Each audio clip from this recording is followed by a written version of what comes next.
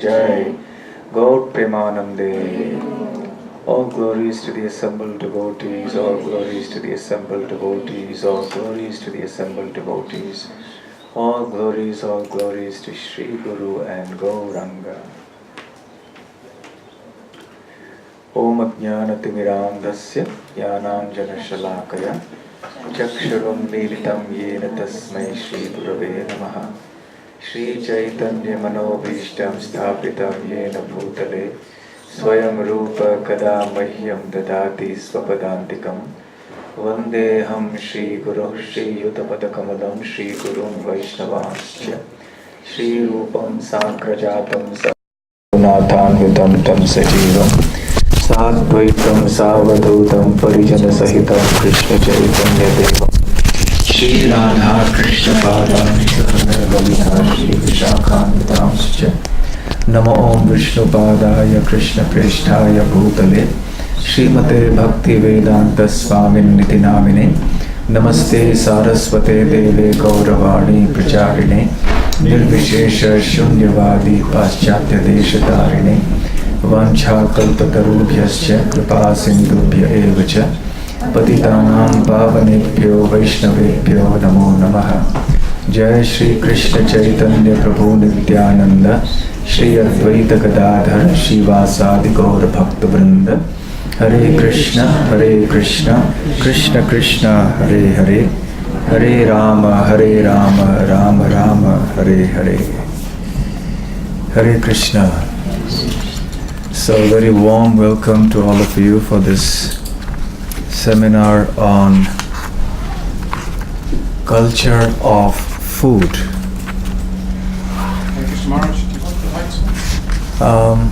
No, I don't think so. If devotees wanted to write, and if you, okay, you can switch it on, there's no problem.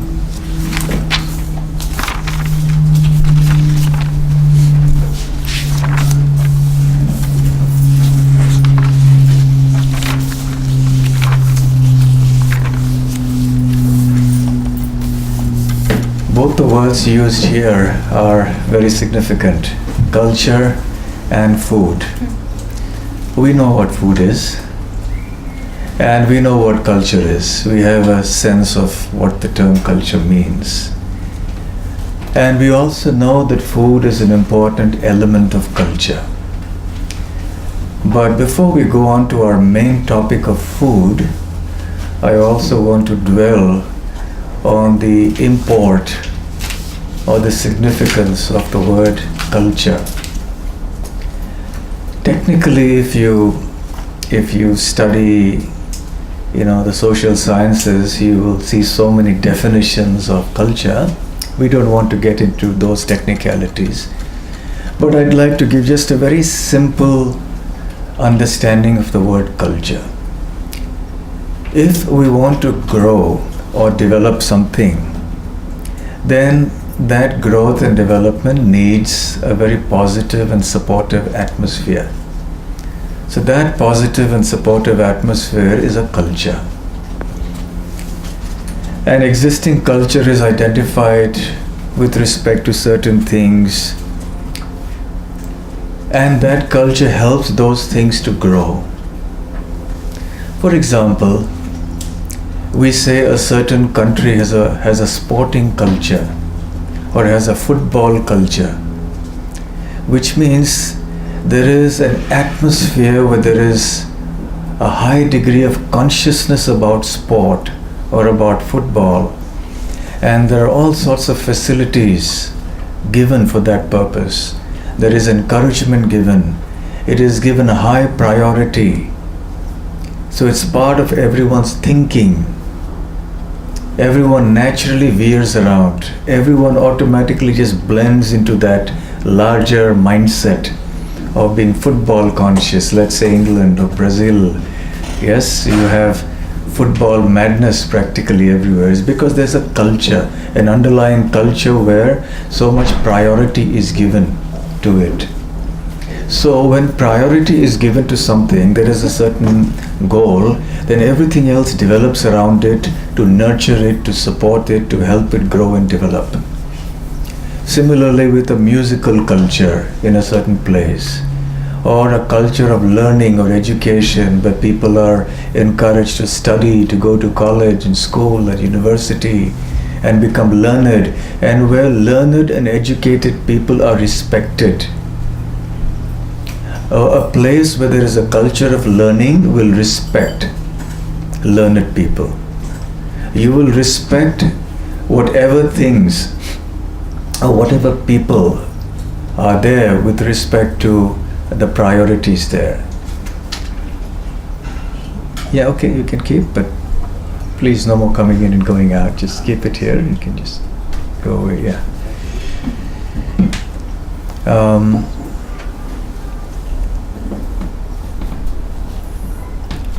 So for example, in a country where football is a priority, the football stars are like God. Yes? They're given so much priority. In a culture where learning is given priority, the educated people or the learned people are given a lot of respect. Because everything that goes along with it, everything that is connected to it, is encouraged and nurtured very nicely. So these things are emphasized according to the priorities and philosophy of life almost. In any society, certain things are emphasized and prioritized. And then the whole society gears around to nurture that particular culture. In one sense, one may speak of culture as a kind of a soil in which plants grow. In order to help a plant to grow, you need an appropriate kind of soil. You need a certain, from a scientific point of view, you need certain qualities in elements and phosphorus and nitrogen or whatever it is in the soil that will help it grow. You need certain microbes. The soil has to be of a certain type. Now for us as human beings, as we understand from the Bhagavad Gita and the Srimad Bhagavatam and the entire Vedic scriptures, our goal of life is spiritual perfection, Krishna consciousness. So spiritual development is the topmost priority for us as devotees. And the Vedic scriptures say that this should be the priority for all humanity. For all civilized, cultured societies, spiritual development should be given the top focus. Therefore, our culture, be it for food, be it for music, be it for any other form of dance, drama, behavior, language, whatever it may be, should all be focused eventually and ultimately on this one single point of spiritual development. So the word culture reflects behavior, ideas, values, customs, traditions, beliefs, all of that. So what are our beliefs, cultures, values, traditions, practices, customs, etc. that facilitate spiritual development with respect to food? That's going to be our topic for today. So we cannot disconnect food from culture. Actually, food almost represents a philosophy of life. You can understand a person's philosophy of life or get some inkling of it by looking at the kind of food that person eats. What are his or her choice? What is his or her choice of food? It's a very interesting way to analyze someone. And we're going to see that when we study, look at the definitions of the different types of food as given in the Bhagavad Gita. So, if you want to be a refined and cultured society, then we have to really focus on both these. Culture, of course, comprises many things apart from food, but food is such an intrinsic and inseparable part of our life, such a crucial part of our life, we can't do without it. Music, dance, drama, literature, all this is part of culture. But you could well live without it for a couple of days. If you don't hear a song for some days, you could live. If you don't read a book for a couple of days, you could live, but you can't live without food. So it goes to show how important food therefore is for the development of our spiritual culture. Indeed, and I'm going to try to make this point in this presentation, that let alone a spiritually developed society, but any civilized society must have a refined concept of the term food. So first I'll begin. Can we have the next one? So first I want to open the discussion for next by talking about the purpose of food. Why do we eat? Now this is obviously, it may seem like what we call a no-brainer. Yes? We eat food. Yes, I mean, what's there to talk about it?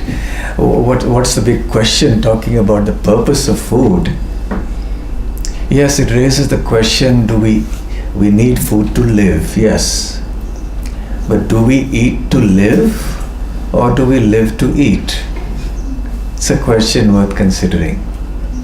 We eat not only to survive, not only to live, but we also eat for many other reasons. We eat because it gives us some pleasure. So we want our food to be tasty. We also want it to be healthful, healthy. We want it to be nourishing. We want our food to be so many things, and we also want our food to be cheap. If you like some kind of food, but it's too expensive for your pocket, then you can't take it, you can't eat it. So we have so many criteria. But let's see what Srila Prabhupada has to say about the purpose of food. Very succinctly, in a certain purport in the 10th verse of the 17th chapter of the Bhagavad Gita, can we have the next one? Srila Prabhupada mentions what the purpose of food is. These are the three purposes of food only: to increase the duration of life, to purify the mind, and to aid bodily strength. Now, we can understand the first one and the third one. Definitely the third one is something we all identify with very, very much, because we experience it every day. When you fast from food, you feel weak. When you're malnourished or undernourished, you get disease. Of course, when you're overnourished also you get disease. If you don't know what kind of food to eat, you get diseased. So number 3, to aid bodily strength and nutrition and so on, is something everybody understands. And of course, because we value our health so much, we value our life so much, we want to live as long as possible. So we want to eat in such a way that not only do we enjoy the food, not only do we enjoy life, but we also want to live a long life. So food is also intended to serve the purpose of increasing the duration of our life. But these are the two areas to which generally people's thinking is restricted. When it comes to the second point, to purify the mind, there we are in strange territory. Mostly people in the world have no conception of this. They have no idea that one of the most important purposes of food is to purify the mind. We're thinking about the body. Yes, we need good taste to tickle our taste buds and the tongue. We need a good food to keep us healthy and strong so we can do everything we want to do. So we're overly concerned with the body. We should not neglect the body, of course, but we should not also be over concerned with it. And usually we see that, especially in the modern times, the emphasis is more on the physical aspect of life, on the bodily aspect of life. That is because society is becoming increasingly body conscious.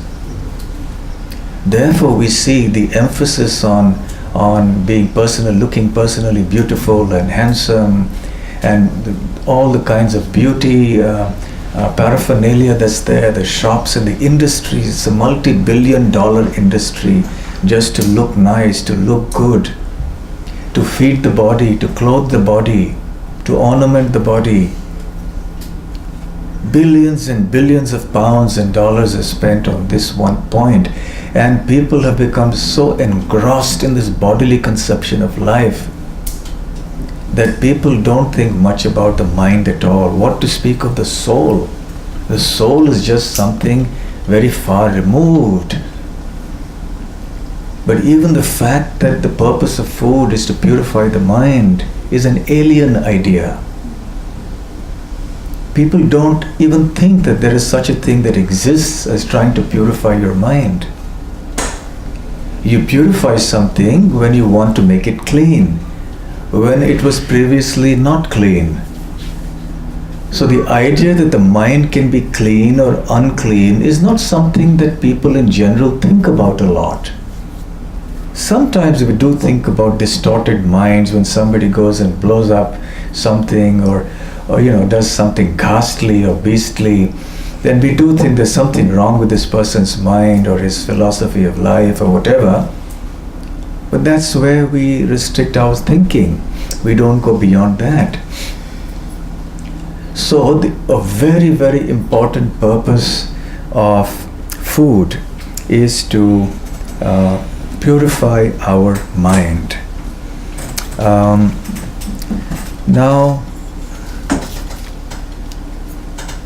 in the Vedic scriptures, and actually Srila Prabhupada quotes this in the Bhagavad Gita in his purports, Ahara Shuddhau Sattva Shuddhihi Sattva Shuddhau Dhruva Smritihi Smriti Lambhe Sarva Granthinam Vipramokshaha. The meaning of this verse is that if one's ahar or food is shuddha or pure, if we eat pure food, and what constitutes pure food and impure food, we'll come to that shortly. But if we eat pure food, ahara shuddha, sattva shuddhi, our existence becomes purified. By existence we mean our whole thinking process, the way we view the world, our physical existence, our mental existence, our intellectual existence, everything becomes purified. Sattva shuddhi. So by eating pure food, one's existence becomes purified. Sattva shuddho, when one's existence becomes purified, dhruva smritihi, the finer tissues of the brain that are responsible for memory, they get sanctified. Our memory becomes sharp and pure.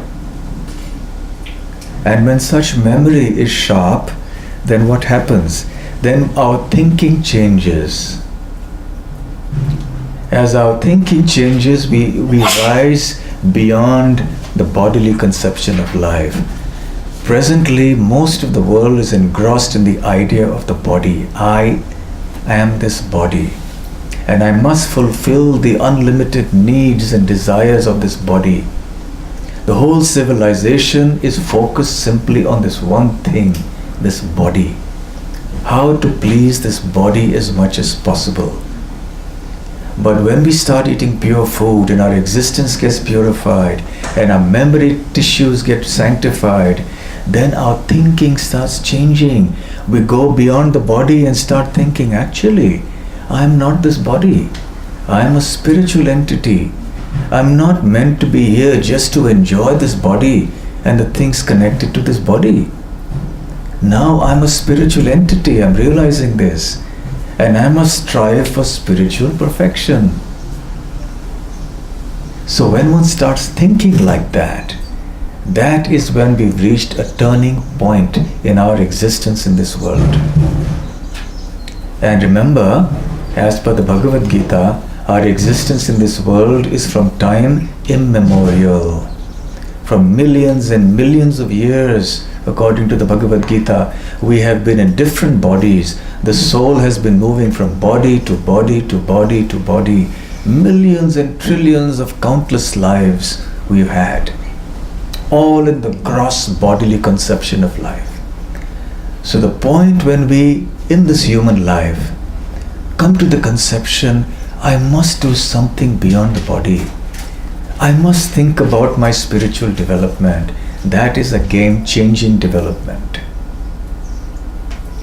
And then, as the person thinks like that, then he or she starts seeking some spiritual guidance, some spiritual instruction, some spiritual knowledge.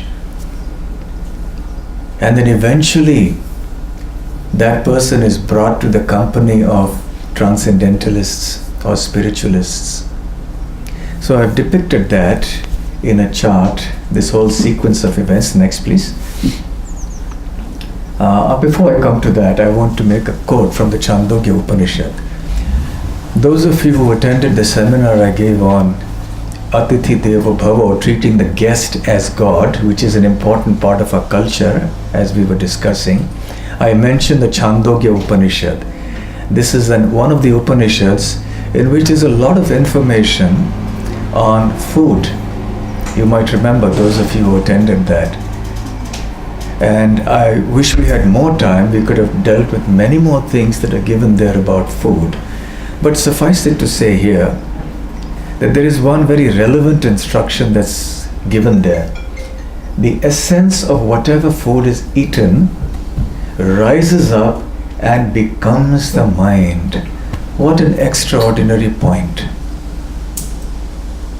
You see, today, modern science does not understand the difference between the mind and the brain. We think of the two as being the same, but there is a difference. Of course, there is a strong correlation between the two. The mind also has a bearing on the brain.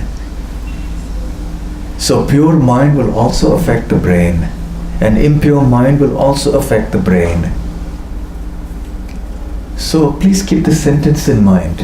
The essence of whatever food is eaten rises up and becomes the mind. You've heard the saying, you are what you eat. It's truer and more literal than you might imagine. So I will request you to memorize this one sentence. The essence of whatever food is eaten rises up and becomes the mind. In other words, the quality of the food we eat determines the quality of our mind, the quality of our thinking. It is the quality of our thinking that therefore determines the quality or the type of our behavior and our words and our actions. And these in totality are called our swabhav, or our nature. So good food leads to all of this, and from pure nourishment manifests a pure nature. When you say, here is a pure-hearted soul, we have some sense of what that means. Shall we have the next slide? We'll have a chart which kind of summarizes this. The connection between food and spiritual development. Yajna means sacrifice. Sacrifice means acts that are pleasing to God.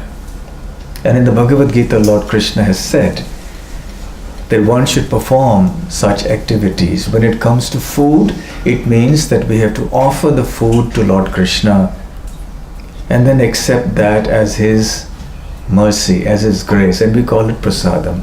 And we'll be speaking about prasadam a little later in this presentation.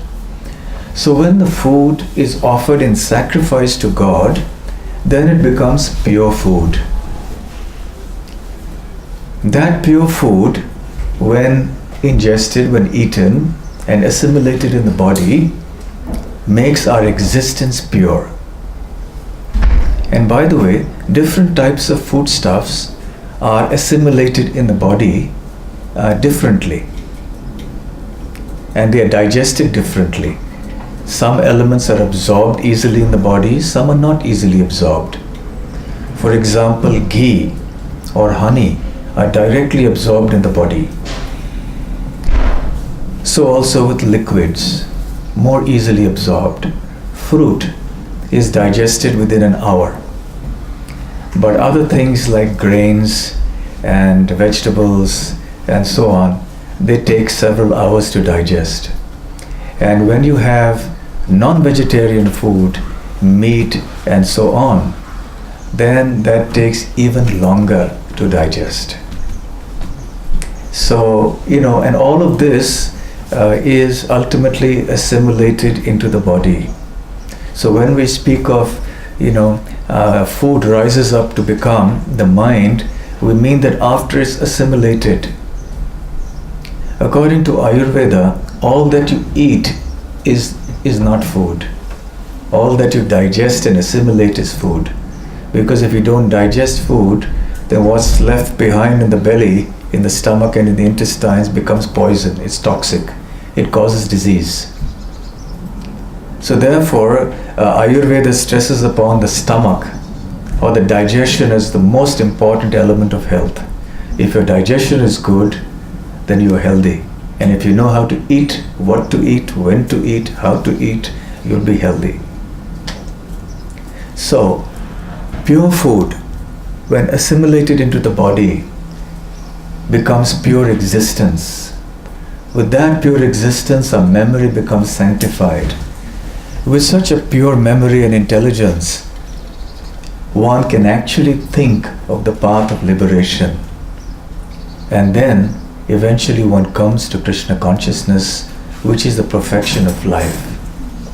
And all human society should actually be moving in this direction. So, can we move to the next one? So now, we're going to talk of the different kinds of food. And they have different impacts on us, different effects in our life. So we have to consider this very deeply. Srila Madhvacharya, the great Vaishnava Acharya, has said that for anyone devoted to serving Krishna should thoroughly understand the nature and the quality of food. We should know our food. Ayurveda says that you have to know your food if you want to be healthy. I am not an Ayurvedic doctor, and there are many aspects of this presentation which will be given better by an Ayurvedic doctor. So those areas I won't touch on more because that is not my field. Maybe briefly I can touch upon a few points here and there. But from an Ayurvedic point of view, there is so much to learn about food. But Ayurveda says, if you know your food, you don't need medicines. And if you don't know your food, you don't need medicine. What does it mean? If you know your food, you won't need medicine because you'll be healthy. If you don't know your food, then medicines won't help because you'll never be healthy whatever medicines you may take. I remember going to an Ayurvedic doctor one time. He was a very stern, strict doctor. He was a good doctor. But many of our people, devotees, used to go to him and they would not go back again because he would scold them. He would reprimand them. And he would say, if you want to come to me, you have to follow my directions, otherwise don't come. So he would start like that. So immediately the first patient who goes becomes impatient. And they're wondering what's he going to say next. And then his main focus was not in medicines. He said, I'm going to tell you what you should eat and when you should eat. If you're willing to follow this, you come to me, otherwise go away, don't come back to me. So I promised him I would try. I don't think I've been a very good patient, but I'm trying to be a good follower. So in any case, it's important for us as devotees, as spiritualists, and even as people who seek their welfare, our own welfare, we should know our food. So know your food should be something very important for us. So according to the Bhagavad Gita, there are 3 kinds of food. Food in the mode of goodness, which is called sattvic food because the mode of goodness is called sattva guna. There's food in the mode of passion, which is called rajasic food because the mode of passion is rajoguna. And food in the mode of ignorance, which is tamasic food, because the mode of ignorance is called tamoguna. Now, each of these types of foods have their own characteristics, and we should consider these very carefully. I think I've got some more charts about, yeah. Okay, can we have the next chart? Okay, foods contain the quality of sattva, rajas and tamas and are accordingly qualified. So why are some foods considered sattvic, some rajasic and some tamasic? Because inherently those foods have those qualities. In other words, if you eat those foods, then you will also develop those qualities. If you eat foods that are sattvic, the sattva guna or the mode of goodness will develop within you. If you eat foods in the mode of passion, that is rajasic foods, the rajaguna, the mode of passion, will develop within us. And if we eat tamasic foods, foods in the mode of ignorance, the tamoguna, the mode of ignorance, will become more prominent in our consciousness. So we need to know the qualities of these three gunas, these three modes: goodness, passion and ignorance. It's a very important topic overall in life for everyone. But since our topic is on food in particular, we will not have time today to discuss the qualities of these three gunas in detail. Suffice it to say that the very terms indicate the quality. When you say sattva means the mode of goodness, it indicates what sattva guna is. When we say rajaguna is the mode of passion, it gives us an idea what that mode is. When we say that tamoguna is the mode of ignorance, it gives us an understanding of what this is. So even a normal person will say, well, I think I should better be situated in sattva, in the mode of goodness, because that's going to be better for me. Sattva actually encourages all the modes that it is associated with, like wisdom, peacefulness, happiness, and so on. Can we have the next slide? So people under the influence of a certain mode will like food in that mode. So if you're a sattvic person, then you will automatically like sattvic food. If you're a rajasic person, you will spontaneously go towards rajasic food. If you're a tamasic person, if you're under the control of the mode of ignorance predominantly, then you will automatically go towards tamasic food. In fact, this is how Lord Krishna classifies foods on this basis. He says foods in the mode of goodness are those that are very dear to those in the mode of goodness. Foods in the mode of passion are those that are very dear to people in the mode of passion.